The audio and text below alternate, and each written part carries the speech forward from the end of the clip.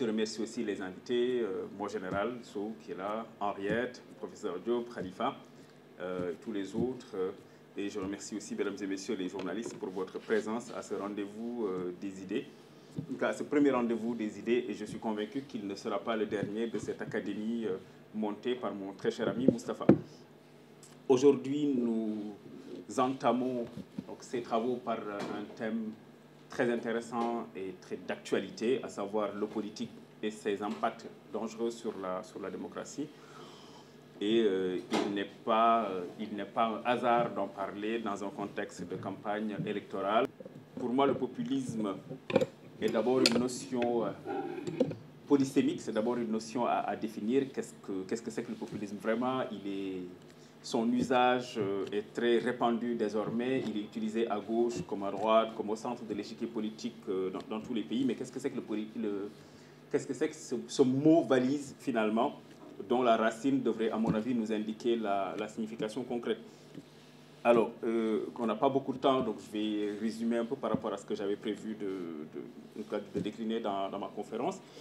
Alors, le populisme, il y a un rapport, il y a un radical. Donc, peuple, le populisme n'est pas une idéologie, contrairement à ce que certains disent. Le populisme est une démarche politique. Le populisme est une méthodologie politique qui aspire à instaurer un rapport direct entre le peuple et les élites qui incarnent le pouvoir. Le populisme se propose de parler au peuple réel, d'enjamber les corps intermédiaires et diriger une frontière aussi bien politique que symbolique que discursive entre le peuple et les élites. Et le populisme, Racine l'a mentionné dans son propos liminaire, il peut être de gauche, effectivement, comme de droite. De gauche, très rapidement, il y a beaucoup de travaux qui font autorité, notamment les travaux de Chantal Mouffe et d'Ernesto Laclau, notamment dans leur ouvrage, je pense que tout le monde a lu, qui s'appelle Hégémonie et stratégie socialiste, qui est paru en 1985, où les deux auteurs, l'un argentin et Mouffe et belge, considèrent que la gauche d'inspiration marxiste ou d'inspiration maoïste, en tout cas la gauche traditionnelle, ne prend pas en compte les nouvelles revendications des espaces politiques, des espaces publics démocratiques. Et la gauche ne prend pas en compte aussi les nouvelles préoccupations dans les démocraties libérales, notamment ces préoccupations-là des cadres, des bases militantes, mais aussi des sympathisants de gauche. Qu'il y avait un hiatus entre certaines avancées sollicitées par les mouvements de foule et ce que la gauche proposait en elle-même comme projet doctrinaire. Et parmi ces préoccupations-là, on peut parler de l'écologie, on peut parler du féminisme, on peut parler de certaines minorités devenues beaucoup plus audibles et beaucoup plus audibles.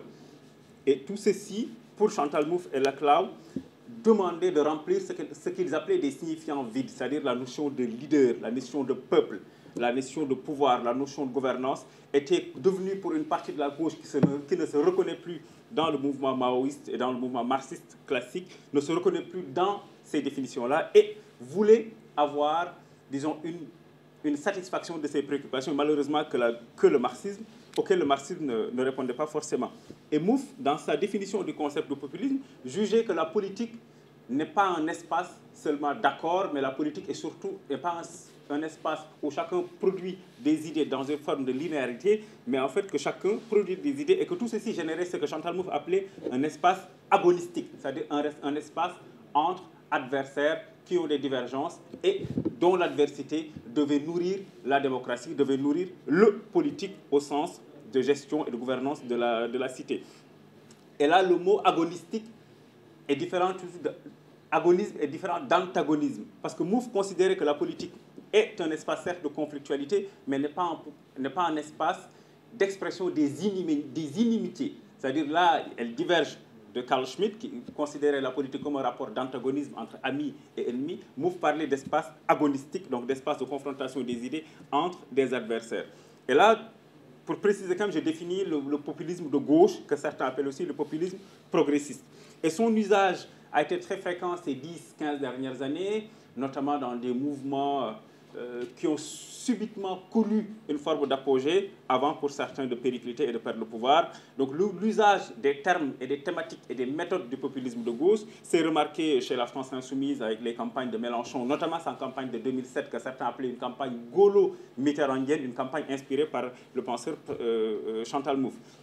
Les courants aussi, comme le Podemos en Espagne, ont utilisé le populisme de gauche, des courants comme Syriza en Grèce. On a vu aussi tous les travaux de l'aile gauche du Parti démocrate américain, notamment sous la houlette de Bernie Sanders, avec notamment des parlementaires qu'on appelle le New Left aux États-Unis, avec Alexandra Ocasio-Cortez, avec Rashida Tlaib, etc., etc. Mais là où le populisme de gauche s'est quand même beaucoup plus exprimé, c'est en Amérique latine. Mais là, il y avait un terreau fertile, avec notamment la théologie de la libération, qui est une doctrine de l'Église catholique, c'est une doctrine de l'Église populaire, dont est issu d'ailleurs le pape François. Le chercheur français Pierre Rosanvallon nous explique en 5 éléments comment peut-on, selon lui, définir le populisme. Pour lui, d'abord, premièrement, il y a une conception du peuple. C'est ce que je disais aujourd'hui, ce que je disais tout à l'heure. Donc, en fait, le populisme vient d'abord du mot peuple, c'est-à-dire instaurer un rapport entre le peuple et les élites. Et le populisme flirte les égos du peuple, considère que le peuple est l'alpha et l'oméga dans la démocratie et dans l'expression du politique. Deuxième axe de définition, Rosanvallon parle de la démocratie directe, c'est-à-dire ce que j'appelais tout à l'heure le rejet des corps intermédiaires, le fait d'enjamber les syndicats, les forces sociales, les partenaires sociaux pour instaurer ce rapport direct. Certains peuvent dire le rapport de face à face entre les élites et le peuple. Troisièmement, la mise en œuvre de ce qu'il appelait de la représentation. Et là, on va vers les théories italiennes de ce qu'on appelle le décisionnisme démocratique. C'est-à-dire que la politique est un rapport d'incarnation. La politique est un rapport de représentation. Les idées, certes, sont intéressantes, les méthodologies et les stratégies sont intéressantes, mais quelle est la figure qui représente un courant politique? Quelle est la figure qui représente un projet politique? Et quelle est la figure qui représente une idée politique censée pénétrer les masses pour espérer gagner un dividende politique? Quatrièmement, certaines thématiques sont quand même très liées à l'expression du populisme, on parle du protectionnisme, d'une forme de valorisation de l'idée de nation, le souverainisme, le fait d'insister sur la sécurité, le fait d'insister sur la souveraineté du peuple. Cinquièmement et dernier point des définitions de Pierre Rosanvallon, il parle d'un régime de passion. Chantal Mouffe aurait parlé de régime d'affect. Pour elle, et Rosanvallon le confirme de ce point de vue-là, il y a un espace pour la raison, certes, en politique, il y a un espace pour les projets, il y a un espace pour les propositions concrètes en matière de transformation de la vie quotidienne des gens, mais selon ces deux chercheurs-là, on ne peut pas parler de politique sans pour autant convoquer la notion d'affect. D'abord, l'adhésion à un projet, c'est d'abord l'adhésion sympathique à un leader, c'est d'abord se retrouver au sein d'un espace à vouloir aimer ou détester, aimer ou haïr. Alors, après la Seconde Guerre mondiale, il y a eu une forme et ce qu'on a connu avec la Shoah, le nazisme, etc. Il y a eu une forme de retour dans une normalité politique, dans une confrontation traditionnelle du politique en Occident, à savoir l'affrontement entre deux courants historiques de la politique occidentale, la gauche et la droite. Et donc de 1945 à quasiment le début des années 80, nous étions dans cette forme d'affrontement classique entre les sociodémocrates, les libéraux, qui se partageaient le pouvoir parfois et qui se succédaient au regard des alternances qui se produisaient dans certains pays. Mais il y a eu ensuite le retour de ce qu'on appelle un momentum politique, une forme de momentum du populisme, une forme de réémergence de la notion du populisme dans les années 80 pour deux raisons essentiellement. La première est relative à la crise économique dans les années 80 qui est consécutive au choc pétrolier de 1973. Ensuite, il y a eu la crise de 2008, dite des subprimes qui est partie aux États-Unis, et finalement la crise de la dette souveraine en Europe dans les années 2010 et 2011. Et depuis ces deux événements, il y a eu une résurgence du populisme en Occident. Il y a eu, et cela a abouti finalement à l'arrivée au pouvoir de gouvernements et de régimes populistes. On peut parler des États-Unis avec Donald Trump, de l'Italie avec le régime de Salvini, on peut parler de la Hongrie de Viktor Orban. Pour le populisme de gauche, Podemos a gouverné en Espagne, Syriza a gouverné en Grèce, etc. Et le populisme n'est certes pas une idéologie, donc c'est une méthode, mais c'est une méthode qui peut être dangereuse et qui est dangereuse d'ailleurs pour la démocratie. Mais le populisme a un terreau fertile. Qu'est-ce que le terreau fertile du populisme? Parce que le populisme progresse sur le renoncement de ceux qui gouvernent, sur l'incapacité des pouvoirs, soit de gauche, soit de droite, classiques, à générer un espoir et à produire une espérance pour les citoyens sur qui le politique s'exerce. Les terreaux fertiles du populisme, on peut les citer très rapidement. Il y a d'abord le poids de la mondialisation et l'exclusion de millions, de milliards même de citoyens des chaînes, des circuits économiques, des circuits financiers et des chaînes de production logistique internationale. Ensuite, il y a, à un moment donné, il y a ce que le chercheur Laurent Bouvet le disait, en parlait dans son livre L'insécurité culturelle, il y a une peur de tout ce qui relevait de l'autre. Il y a une peur de l'altérité, il y a une peur de l'étranger, et il y a une forme d'inquiétude vis-à-vis de tout ce qui concerne l'autre, ce qu'on ne connaît pas, qui peut éventuellement nous assaillir, nous priver de nos droits sociaux, etc., etc. Et ceci a généré du protectionnisme économique pour certains régimes. Troisième point, il y a eu le rejet des élites et des partis politiques classiques. Parce que si des populismes ont émergé dans certaines parties du monde, dans des grandes démocraties comme les États-Unis ou comme en Italie, c'est parce que les citoyens, à un moment, ont été déçus du politique comme espace de confrontation des idées et espace de transformation du réel. La paupérisation continuait, les citoyens, malgré la mondialisation, devenaient, en tout cas pour certains, beaucoup plus précarisés et beaucoup plus pauvres, et il y a eu un rejet de tout ce qui concerne la doctrine traditionnelle, classique et du politique. Et ceci a généré ce que Stanley Cohen a appelé dès 1972 la panique morale. C'est la panique morale de certaines sociétés qui considèrent qu'elles ont été envahies soit par les musulmans, soit par des immigrés, soit par, en tout cas, des peuples ou des méthodes, ou par aussi juste des aspects de la modernité. Et ces populations-là ont eu une espèce de séisme, ont eu une espèce de panique morale qui a généré des séismes dans les sociétés. Pour ce qui nous concerne, nous, plus précisément en Afrique, il y a eu aussi des aspects, disons, des questions ou des événements qui ont accéléré, disons, le processus politique d'avènement du populisme. Il y a eu d'abord la résurgence d'un discours souverainiste en Afrique, parce que 60 ans après les indépendances, les citoyens d'Africains, notamment d'Afrique francophone, n'ont pas vu fondamentalement leur vie quotidienne changer. Il y a eu ensuite la question du franc CFA, devenu un peu l'épouvantail de tous les populistes et de tous les dogmatiques, de tous les économistes, disons, imprudent sur la question de la monnaie et sur la question de l'économie, mais qui est considéré en tout cas comme une ligne de fracture entre les courants politiques classiques et les courants dits populistes.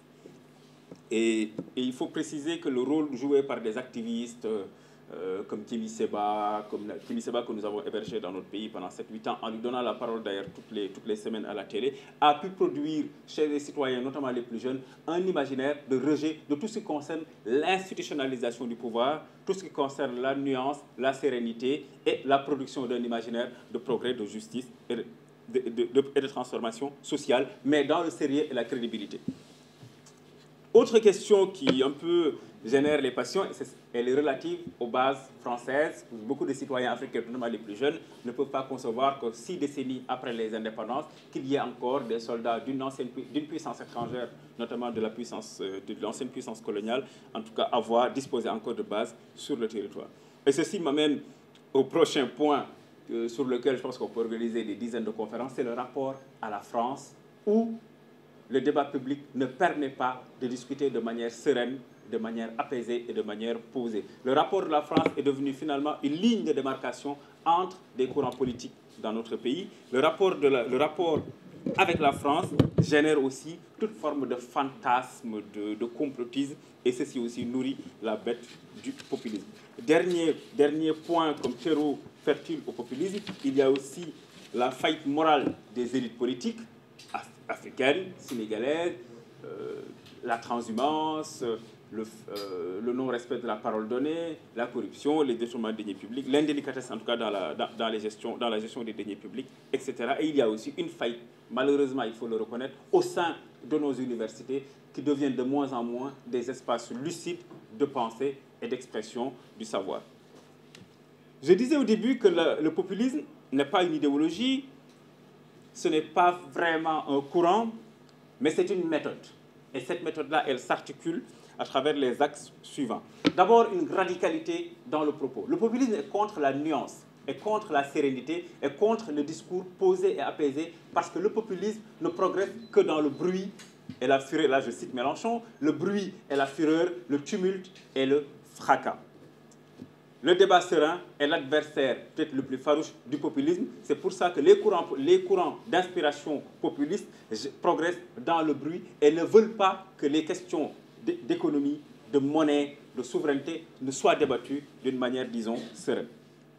Autre point dans la méthode populiste, il s'agit de l'usage de la post-vérité et des fake news dont nous avons vu l'éclosion durant les 10 dernières années, avec notamment Donald Trump et même dans notre pays, où en fait les leaders politiques peuvent se mettre devant les citoyens, devant la presse et raconter, tenir des propos qui sont, disons, contraires à la vérité, à la réalité, mais l'essentiel c'est d'avoir une base populaire suffisamment solide pour, en tout cas, pour générer de la confusion. Et de toutes les façons, quand tu as un problème et que tu génères un problème dans le problème et un autre dans le nouveau problème, plus personne n'y comprendra rien du tout. Jurisprudence, suite beauté. Le populisme progresse aussi, acte aussi ce qu'il appelle la définition d'un vrai peuple. Parce que pour le populisme, le peuple n'est pas une entité disparate où chacun a le droit d'avoir un avis ou une opinion sur quelque sujet que ce soit. Le populisme évoque un vrai peuple, c'est-à-dire la notion qu'on retrouve, et j'y reviens tout à l'heure, chez les salafistes et certains mouvements néo-nazis à l'époque ou fascistes, notamment dans l'Italie fasciste ou dans l'Allemagne nazie, d'un peuple pur. Hitler parlait de la race aryenne. Donc, en promouvant l'idée d'un peuple pur, c'est-à-dire qui ne ment pas, un peuple soucieux de vérité, un peuple soucieux d'orthodoxie, etc. Et en fait, le populisme flirte cette notion de vrai peuple, de peuple pur, pour délégitimer les intellectuels, délégitimer les élites classiques, délégitimer aussi toute personne qui serait appelée à tenir un propos contradictoire. Le populisme, enfin, c'est la démagogie dans les propositions, avec un seul objectif, le fait de flirter les passions tristes, parce que de toutes les façons, le populisme n'a pas vocation au début à arriver au pouvoir, elle a vocation à turbuler le système, à générer de la confusion pour que finalement plus personne n'y comprenne rien.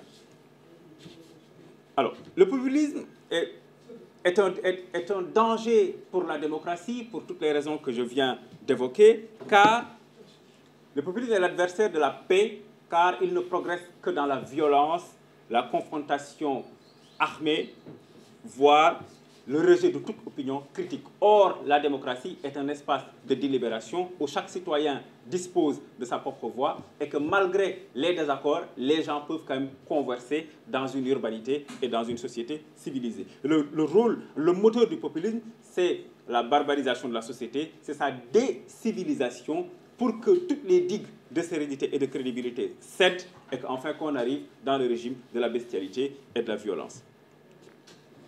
Le Sénégal a connu des moments populistes. Le Sénégal n'a pas vraiment jusque-là connu de...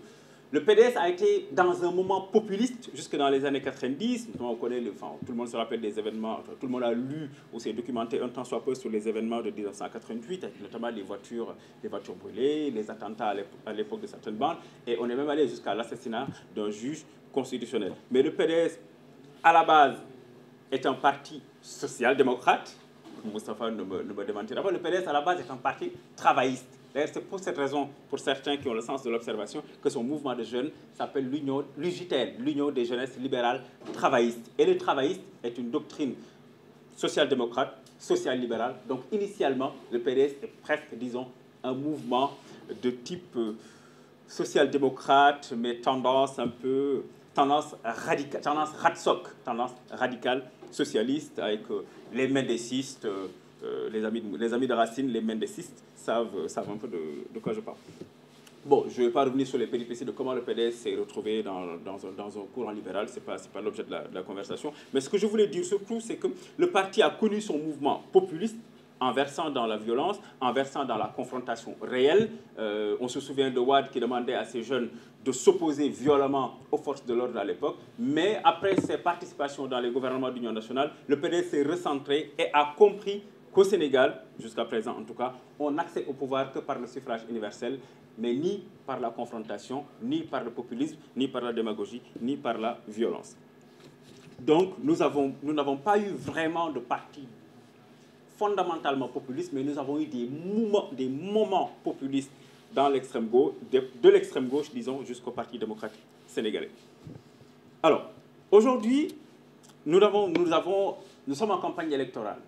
Et Ricoeur disait, le symbole aide à penser, et nous sommes en académie. Donc, nous pouvons discuter de manière très sereine des questions qui turbulent notre réalité quotidienne, voire notre réalité du jour. Certains considèrent le PASTEF jusqu'à sa dissolution comme un parti populiste, en tout cas aux méthodes populistes. Pourquoi j'en parle? Je parle là intrinsèquement du PASTEF pour une raison totalement évidente, parce que c'est un parti certes dissous, mais dont la mouvance concourt aujourd'hui au suffrage universel, dont le candidat est considéré comme parmi, disons, les candidats les plus sérieux au scrutin du 24 mars prochain, et qu'il est en toute conscience, en toute sérénité et en toute responsabilité, il faut que les Sénégalais fassent attention, parce que le populisme, c'est des promesses qui ne sont jamais tenues. Le populisme, c'est une parade vers le néant. Le populisme est un danger pour une société comme la nôtre, basée sur la fécondité des idées et du savoir, basée sur la paix, la concorde, le dialogue national. Pourquoi j'en parle? Alors, moi, je vais plus loin que beaucoup de nos experts et de nos intellectuels, voire de nos cadres politiques. Moi, je considère que le PASTEF, jusqu'à sa dissolution, n'était pas un parti populiste. Le PASTEF utilisait la méthode populiste, avait le populisme comme méthode, mais le PASTEF est un parti fasciste. C'est encore plus grave, c'est un cran au-dessus. Des gens contestent souvent l'usage du mot fascisme. Donc, j'ai eu des débats acharnés en privé avec certains amis et certaines connaissances. Mais je considère que le populisme tient encore dans la démocratie, même si le populisme turbule la démocratie et menace à terme sa pérennité. Le PASTEF, jusqu'à sa dissolution, n'était pas un parti ni démocratique ni républicain. C'est un parti fasciste, donc il s'est mis de lui-même et volontairement, il faut le reconnaître, en dehors de l'arc républicain. Et quand on regarde un peu son expression depuis 10 ans dans le champ politique, quand on voit ses codes, ils sont souvent issus de plusieurs imaginaires qui, compilés, produisent un imaginaire fasciste. Et je suis très heureux que quand j'aborde cette partie-là, que l'éminent docteur Assane Seck soit là. Et je suis très heureux de le retrouver dans la salle. Nous ne sommes pas vus depuis plusieurs années. C'était à Pékin pour une conférence qu'il animait pour l'école Babou Salam. Donc je suis très heureux de vous retrouver, un homme de pensée, de savoir, de dialogue et de pondération. Le PASTEF puise dans les codes d'un imaginaire de l'islamisme le plus radical, dans l'imaginaire du djihad et de la figure du martyr. Pourquoi je dis ça? Quand des cadres de ce parti, dont son leader, récemment élargi, nous disent « N'hésitez pas à aller dans la rue, à affronter les forces de défense et de sécurité, même si les manifestations ne sont pas autorisées, parce que de toutes les façons, nous sommes dans le djihad. Et que si vous mourrez des balles ou de je ne sais qui, vous irez au paradis. » Donc déjà, c'est une forme de transmutation du pouvoir de Dieu qu'un homme décide de s'incarner en lui-même. Et je pense que c'est contraire à toutes les notions de charia et même de la haqiqa. Deuxième imaginaire fasciste où puise le PASTEF, il s'agit de l'imaginaire nazi. Notamment avec cette quête et cet appel, disons, à un peuple pur.